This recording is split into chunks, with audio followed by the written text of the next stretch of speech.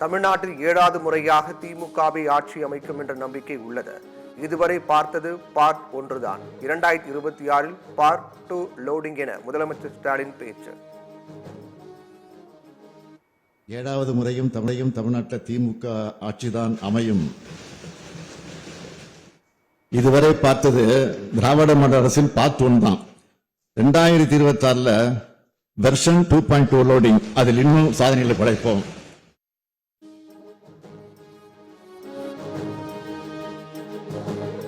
தமிழ்நாட்டின் சாதனைகள் சாதாரணமானது அல்ல. மேலே பாம்பு, கீழே நரி, குதித்தால் அகழி, ஓடினால் தடுப்பு சுவர் என்ற தடைகளை தாண்டி சாதனை படைத்து வருவதாக முதலமைச்சர் ஸ்டாலின் உரை.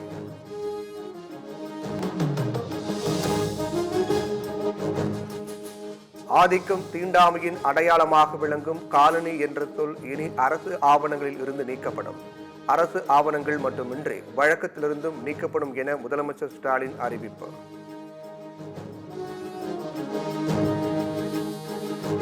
தமிழ்நாடு அமைதியான மாநிலமாக திகழ்வதற்கு காவல்துறையே காரணம். வன்முறை வெடிக்க இது என்ன காஷ்மீரா, மணிப்பூரா என கேள்வி.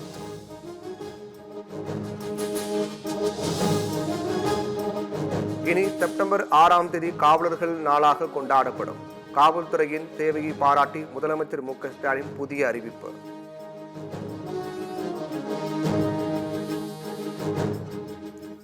அதிமுக ஆட்சியை ஊர்ந்து தவழ்ந்து என முதலமைச்சர் பேசியதாக அதிமுக உறுப்பினர்கள் அமளி. ஊர்ந்து தவழ்ந்து என யாரையும் குறிப்பிட்டு சொல்லவில்லை என அவையில் முதலமைச்சர் ஸ்டாலின் விளக்கம்.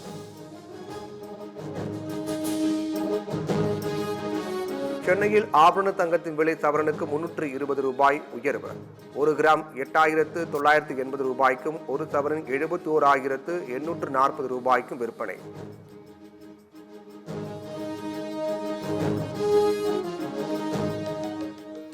பகல்காம் தாக்குதலில் தொடர்புடைய பயங்கரவாதி ஹசி மூசா பாகிஸ்தான் ராணுவத்தின் சிறப்பு படைப்பிரிவில் பணியாற்றியவர் என கண்டுபிடிப்பு. லக்ஷர் இ தொய்பா அமைப்பிற்கு ஹசி மூசாவை பாகிஸ்தான் ராணுவம் அனுப்பியிருக்கலாம் என தகவல்.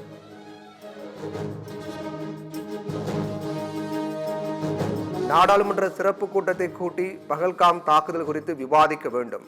தீவிரவாதத்திற்கு எதிரான இந்தியாவின் ஒற்றுமையை நிரூபிக்க சிறப்பு கூட்டம் அவசியம் என பிரதமர் மோடிக்கு ராகுல் காந்தி கடிதம். ஜம்மு காஷ்மீரில் மீண்டும் தீவிரவாத தாக்குதல் நடத்தலாம் என உளவுத்துறை தகவல். மிக முக்கியமான 48 சுற்றுலா தலங்களை மூடியது மாநில அரசு.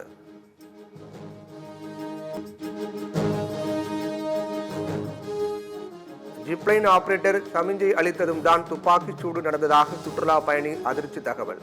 தனது கண் எதிரே 10க்கும் மேற்பட்டவர்கள் சுட்டுக் கொல்லப்பட்டதாக ஜிப்லைனில் பயணித்தவர் பரபரப்பு பேட்டி.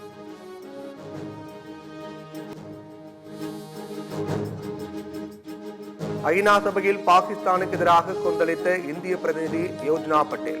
உலகளாவிய பயங்கரவாதத்தை ஊக்குவிக்கும் அரசாக பாகிஸ்தான் உள்ளதாக பகிரங்க குற்றச்சாட்டு.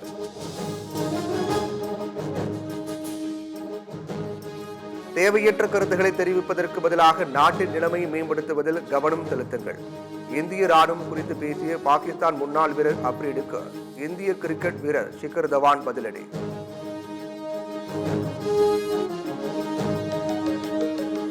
தமிழ்நாடு பாஜக தலைவராக பொறுப்பேற்ற பின் முதல் முறையாக நயினா நாகேந்திரன் டெல்லி பயணம்.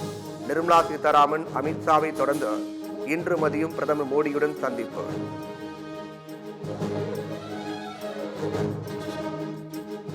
பாவேந்தர் பாரதிதாசனின் 135வது பிறந்தநாள் விழா. திருவுருவப்படத்திற்கு முதலமைச்சர் ஸ்டாலின் மலர்தூவி மரியாதை.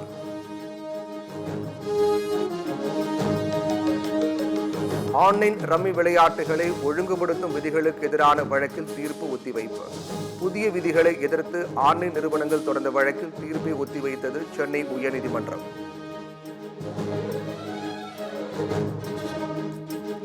நீலகிரி மாவட்டம் நடுவட்டம் காவல் நிலையத்திற்குள் உணவு தேடி வந்த சிறுத்தை.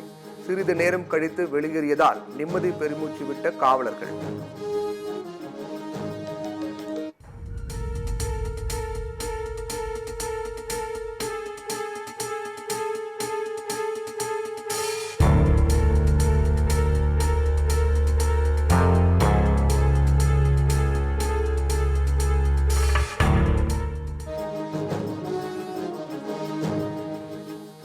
கேரள மாநிலம் வயநாடு வனப்பகுதியில் தென்பட்ட வெள்ளை மான்.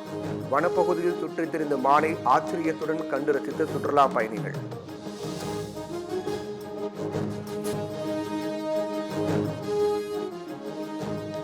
புதுக்கோட்டை மாவட்டத்தில் காவல் உதவி ஆய்வாளரை தாக்கி 10 சவரன் தங்க நகை பறிப்பு. உடனிருந்த கணவரை இரும்பு கம்பியால் தாக்கி 4 பேர் கொண்ட கும்பல் துணிகரம்.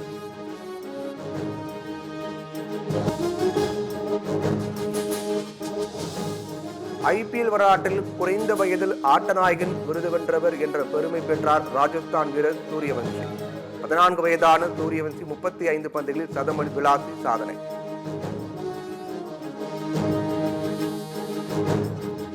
IPL தொடரின் இன்றைய போட்டியில் டெல்லி கொல்கத்தா அணிகள் பல பரீட்சை. டெல்லி அருண்ஜேட்லி மைதானத்தில் இன்று இரவு 7:30 மணிக்கு தொடக்கம்.